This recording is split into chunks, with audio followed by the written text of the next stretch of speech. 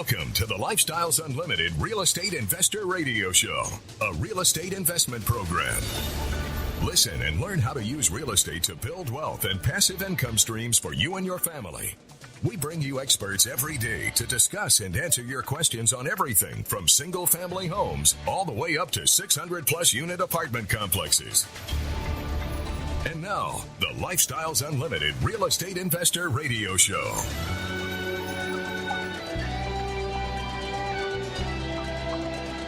Welcome to the show.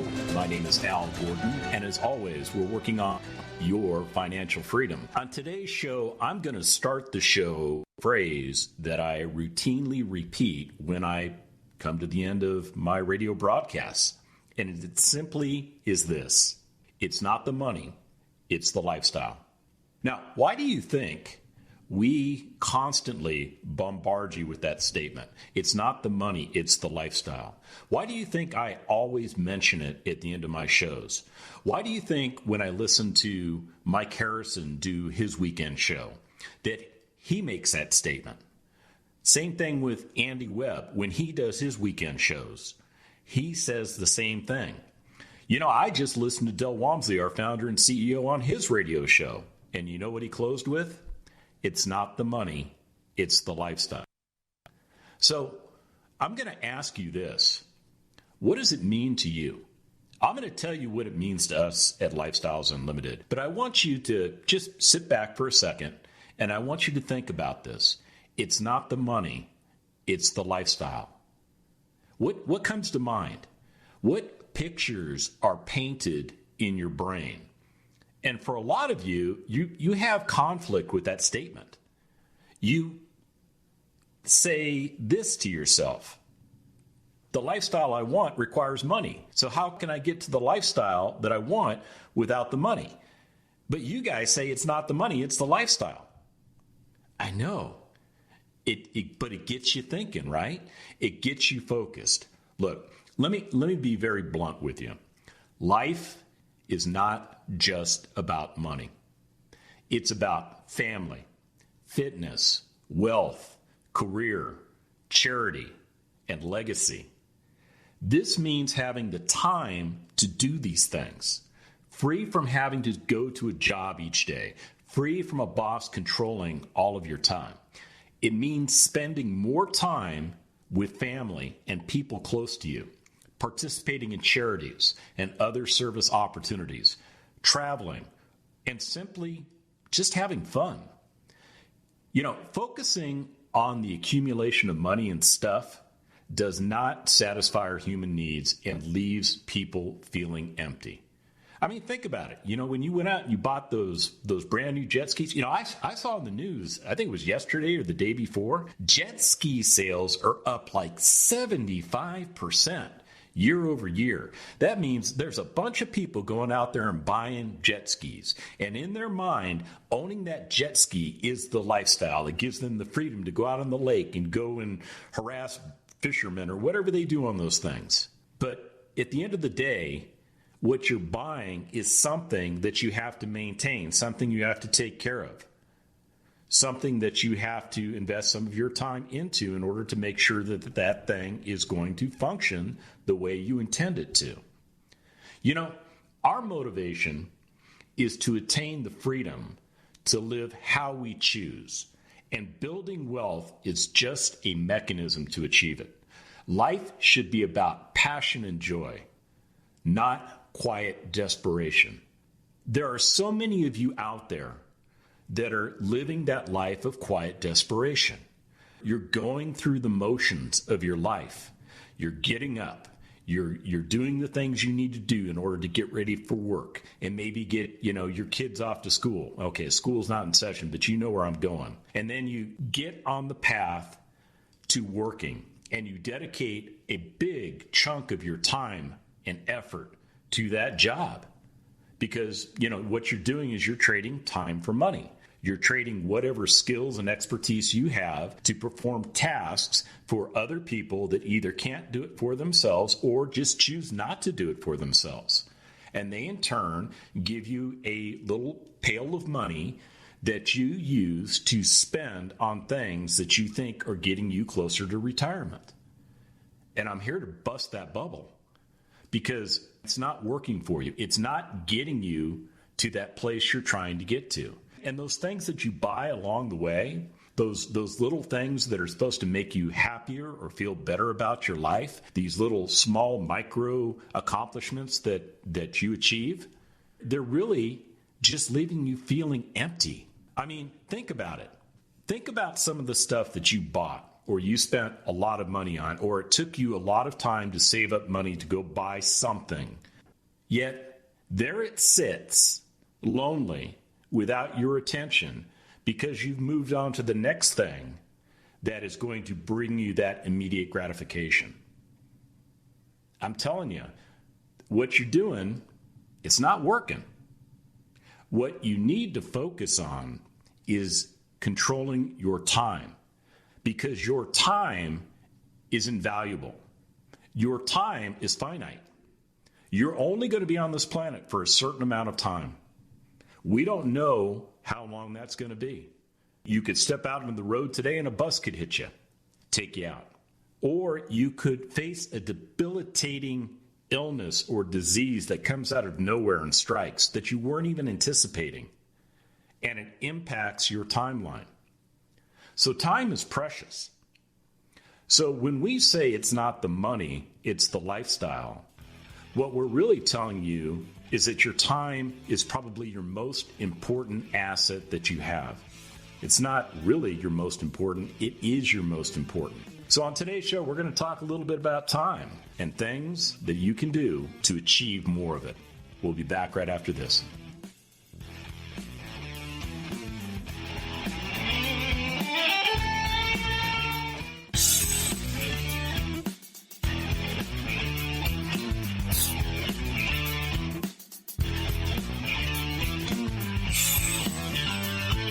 Welcome back to the Lifestyles Unlimited Real Estate Investor Radio Show.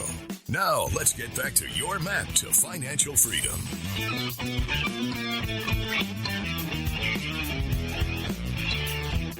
Have you heard the buzz about time management? I mean, there are a ton of sources out there that you can go to find out how to be a better manager of your time. You see, we tend to think that our inability to manage our time is a defect, and therefore it is something that we have to work on. It is something that we have to spend time diligently planning for our utilization of our time, and then executing the time usage in order to accomplish tasks. I think it's a bunch of nonsense. I really do. You know, here's a definition of what time management is. It says, time management is the process of organizing and planning how to divide your time between specific activities. Good time management enables you to work smarter, not harder, so that you get more done in less time, even when time is tight and pressures are high. You know, whoever wrote that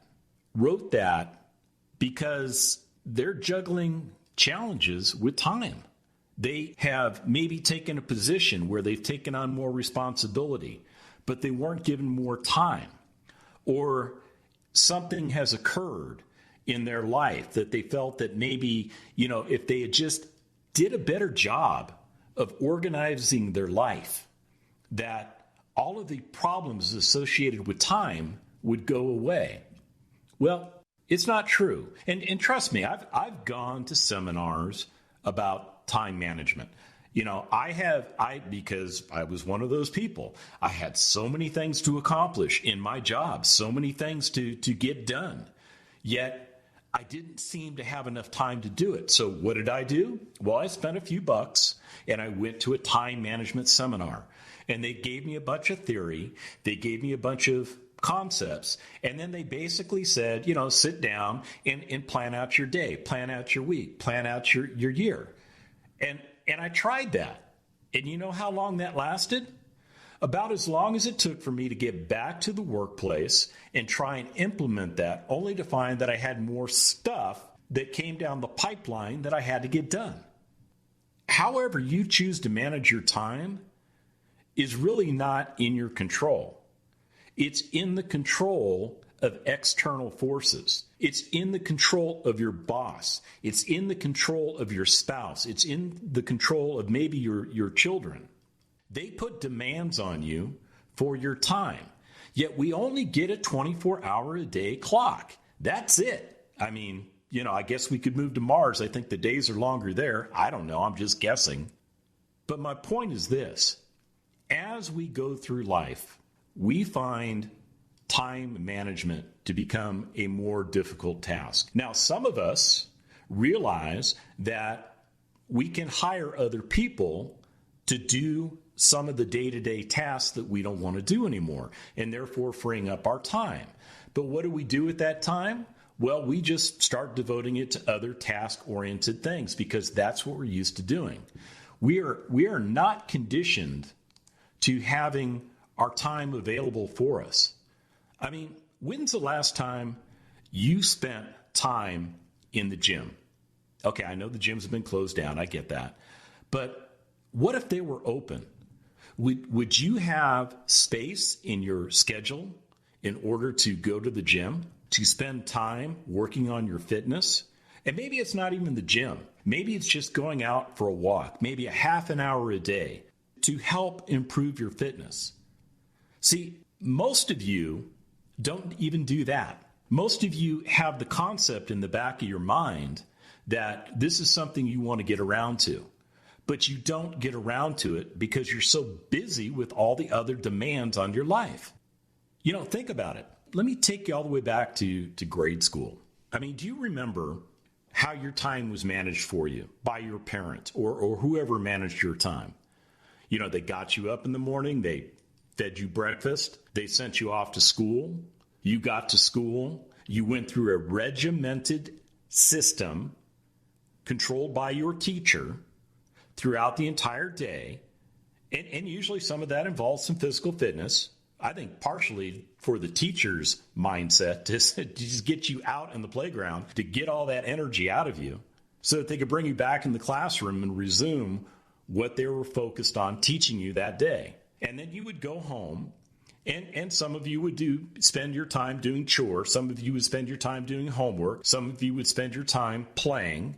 And then dinner came around, and you would go about your day-to-day that way. You would get ready for bed, and you would wake up the next day, wash, rinse, repeat.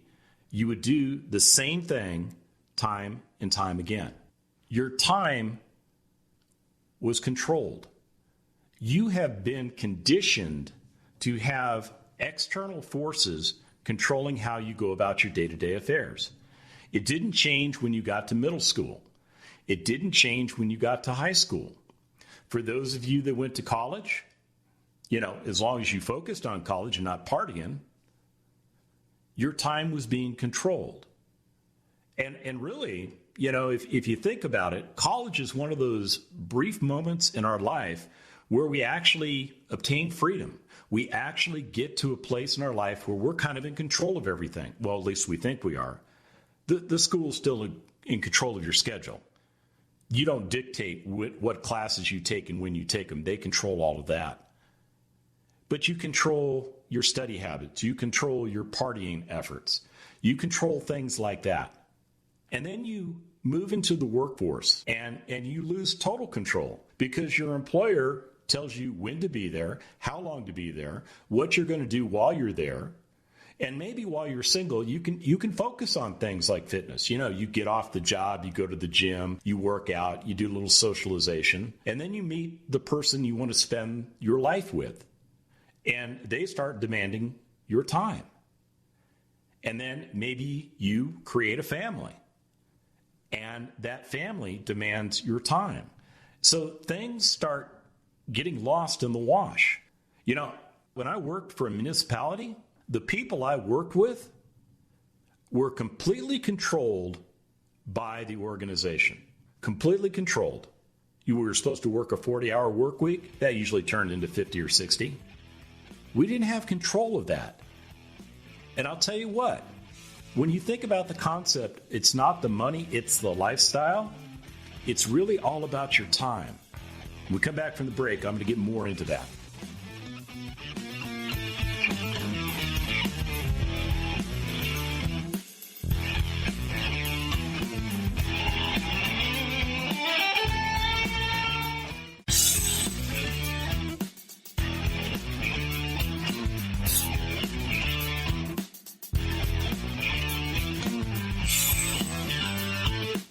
Warning, listening to the Lifestyles Unlimited Real Estate Investor Radio Show will change your life. We will teach you how to create wealth and passive income so you can be financially free. And now, back to your host. Welcome back to the show. So let me share with you some of my background and experience. When I was a lieutenant in the Army, I was a fairly new lieutenant, my time wasn't my own. You see, I'd get up at about 4:30 in the morning. I'd get my physical fitness uniform on, and I would report for formation at no later than 5:30 because we start on time, and I would do physical fitness training with my unit.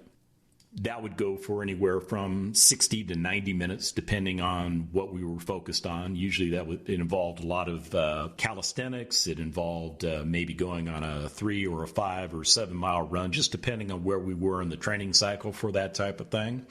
We would conclude the physical fitness training. We would be released, and I would go back to where I lived, and I'd get cleaned up, have a little breakfast, and I would report to my office no later than 8 in the morning. And I would work at my unit literally from 8 a.m. until 5 p.m., at which time we were normally released and I could go about my day. So in the evening time, I had free time, and I would try and do some things that I enjoyed. Maybe it was going out and doing a little fishing, or maybe it was maybe going to the officers club and having a couple beers with some of my peers. Whatever it was, that was my time. And then as I started to promote and started taking on positions of greater authority and greater responsibility, what I found was this. There's a little thing out there called mission creep. And those of you that never did anything in the military can absolutely understand the concept of mission creep, because it happens to you too. So when I pinned on those captain bars and I had responsibility for a unit, and everything that happened in that unit fell on my shoulders, even though I had great people supporting me, I had lieutenants, I had senior non-commissioned officers, I had usually great soldiers. Everything was my responsibility.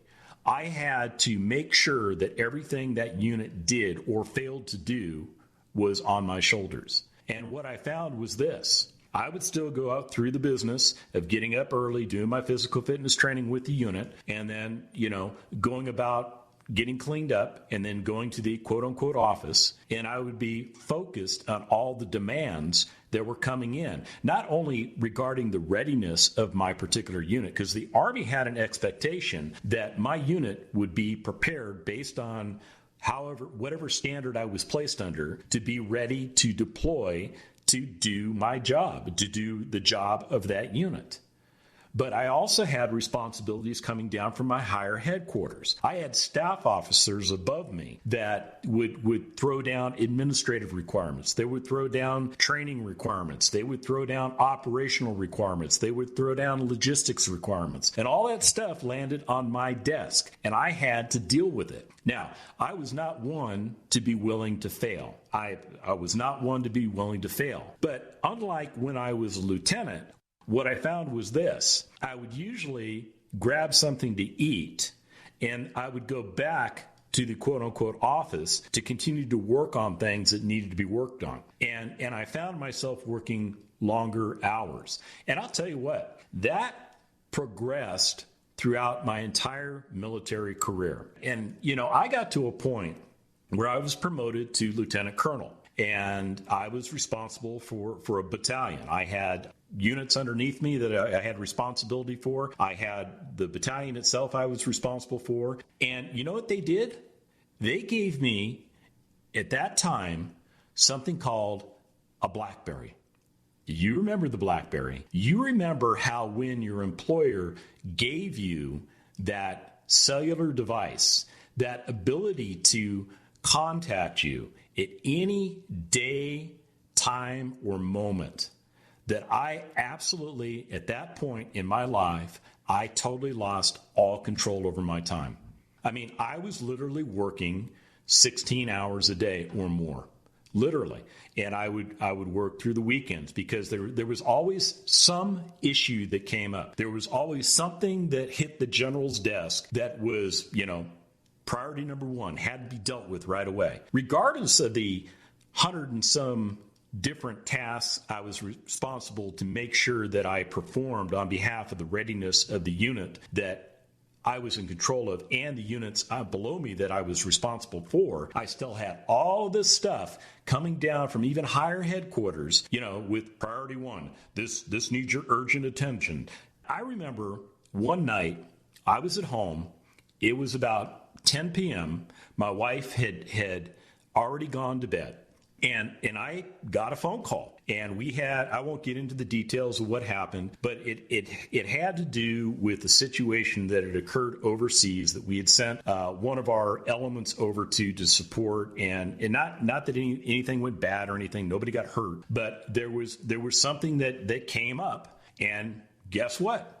At 10 o'clock at night, it was my responsibility. I had to deal with it right there and then. It couldn't wait until the morning. And I remember being on the phone, literally on that BlackBerry, for an hour and a half until finally I pressed the end button and I went back into the bedroom. And I tried to quietly get into bed so as not to disturb my wife. And you know what she said? She said, "Who are you married to? Are you married to me? Are you married to the Army?" And you know what? That was a difficult question to answer. Now, clearly I was married to her, but the problem was this. The mission creep of my career had taken such a control over my time was no longer mine. Even though the Army gave me all kinds of people to assist me with getting the task done, I still had responsibility for tasks. And a lot of you would say, well, just delegate it. Okay, you can delegate authority, but you can't delegate responsibility.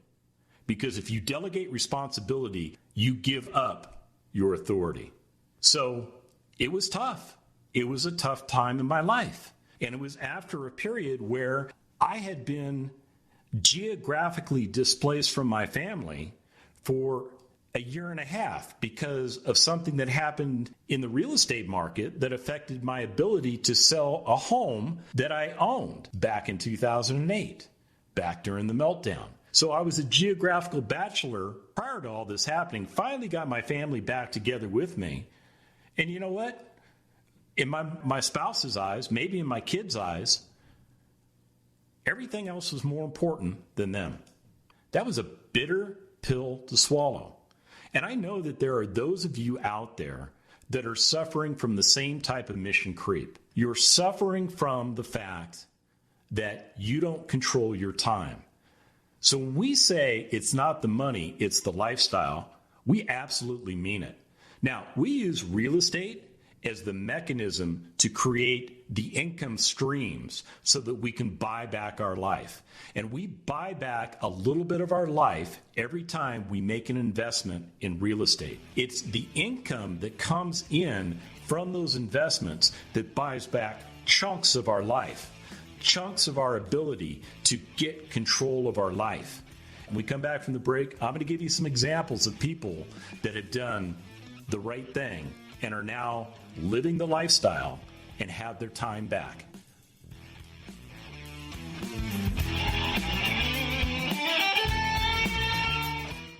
Here's Lifestyles Unlimited founder and CEO, self-made multimillionaire, and national radio host, Del Walmsley, on getting the information you need to get through this. So you ask yourself, isn't this the wrong time to get out of the stock market? Very well could be. But maybe it might go down. And then you ask yourself, man, if I would have had some of that money, I could have used it. People are going to be afraid. And the people who are in real estate that are losing money are going to be afraid. And they're going to want to get out. And when they do, we're going to be able to go in and buy at very advantageous prices. that are going to change our family's future, quite honestly.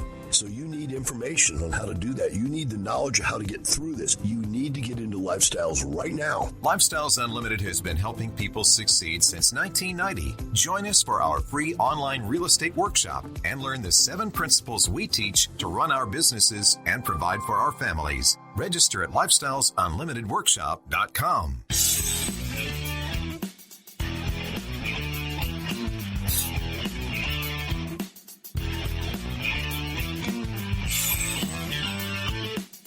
Welcome back to the Lifestyles Unlimited Real Estate Investor Radio Show.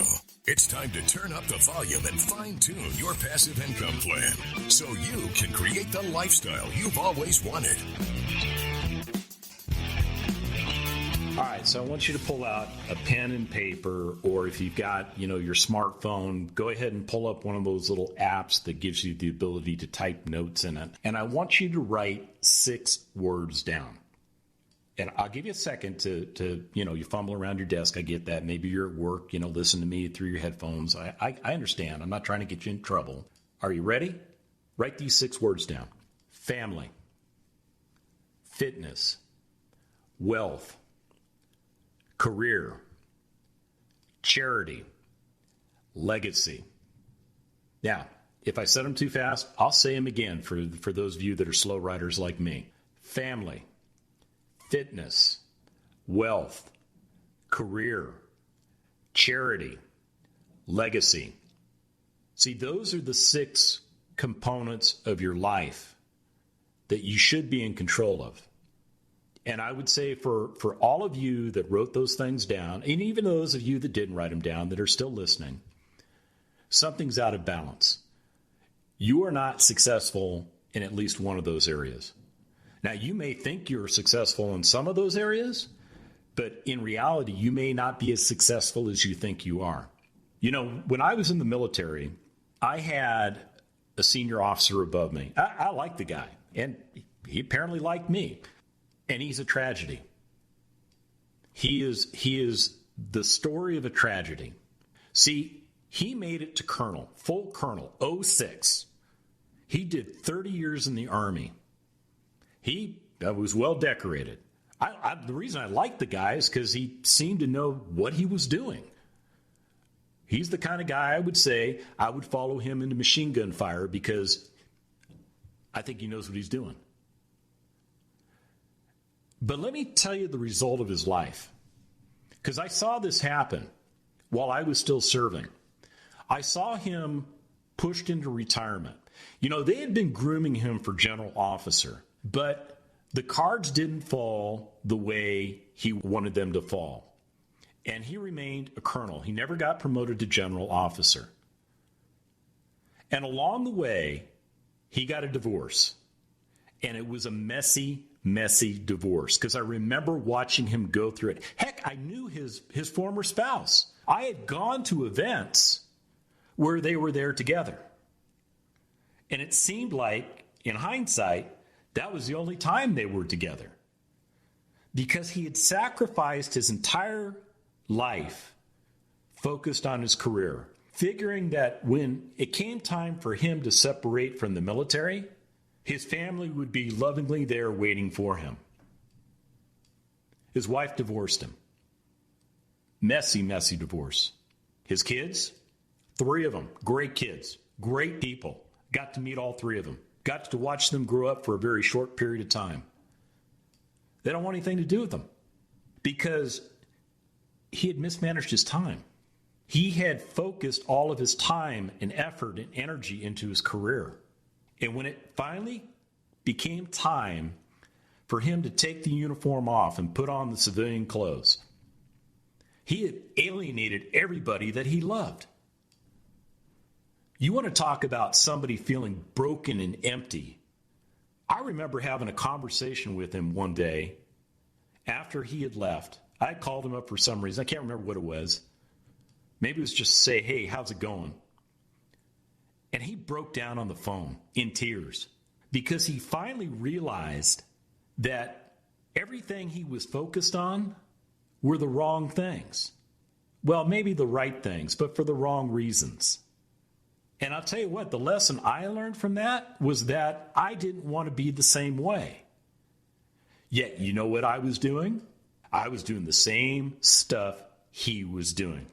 I was allowing my military career to overwhelm me, to consume all of my available time.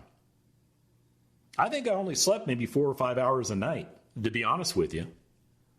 And that wasn't enough sleep for me. But, hey, you push through it, right?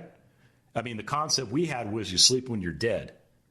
If you're following that path right now, you've got a significant emotional event waiting for you somewhere down the road. And it is going to ambush you like a standard L-shaped ambush is designed to ambush you. It's going to destroy you. And you know people that have gone through it, but you're still traveling down the road you're on. So my advice to you is this. Start thinking about things a little bit differently. Start focusing on family, fitness, wealth, career, charity, legacy. Get those things back into balance in your life. And one of the ways I was able to do that was by using real estate. By becoming a member of Lifestyles Unlimited, going to the free workshop, realizing that there was a better way than what I was doing, attending the 2-day Financial Freedom Seminar, which really blew my socks off, really fundamentally changed the path I was on, put me on a path to retirement of 5 years that I accomplished in 2, which was far better than the path of retirement at 70, which was the path I had found myself on. And now, things are in balance for me. I have time for my family. Fortunately for me, my family loves me a lot, and they endured the garbage I put them through. They love me, and I cherish them. In fitness, well, the Army beat me up pretty good. I'm a pretty physically broken person, but I still, in spite of all the pain, still have time to focus on fitness. Now, fitness for me is taking a half-hour walk because that's all I can endure. But I still do it. I have the time to do it. Wealth, well, that's on autopilot right now. The things that I'm doing to invest with, that, by the way, don't take a lot of time, are creating the wealth that I need to do the things I enjoy. A career, that's in the past. My career is done. I am done with working. Okay, I do the radio show. I get that. But that's a passion for me.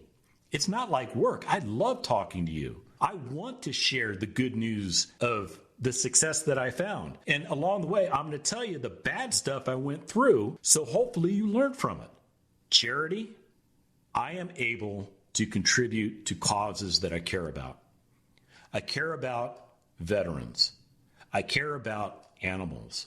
I care about my fellow man. I do things, and I have the time to do these things. Whether it's money I give them or my time, it is my choice. Tomorrow, I've got some friends moving back to Texas from South Carolina. And you know what I'm going to do? I'm going to take my broken body over there, and I'm going to take my not-so-broken 22-year-old son with me, who doesn't have a broken body, and we're going to help them unload the moving truck because that's important to us. We're helping our fellow man. And legacy, I have plenty of things now and will have more things in the future that I will leave behind to the people that I love. See, it's all in balance now. And it was that one thing, time. I got it back. It's a gift. You can start today. You can change your life. You know, we had a case study last night. We had 3 of our members talk about the things that they were doing to acquire real estate and what that real estate was doing for them. And if you missed it, you missed a great opportunity to learn from the success of others. And I'll tell you what, I'm going to give you another shot at it because we've got another one next Thursday.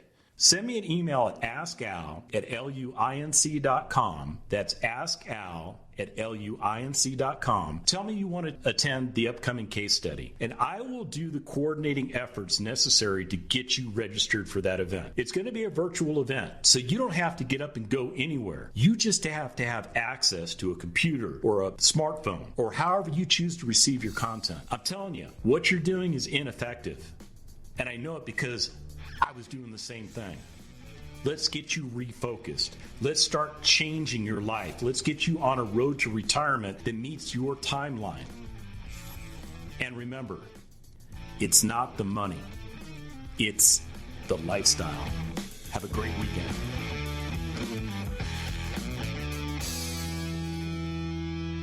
The Lifestyles Unlimited Real Estate Investor Radio Show is for entertainment purposes only. Please consult a professional regarding your personal investment needs. Nothing presented on the Lifestyles Unlimited Real Estate Investor Radio Show constitutes an endorsement, recommendation, offer, or solicitation to buy or sell any product or security.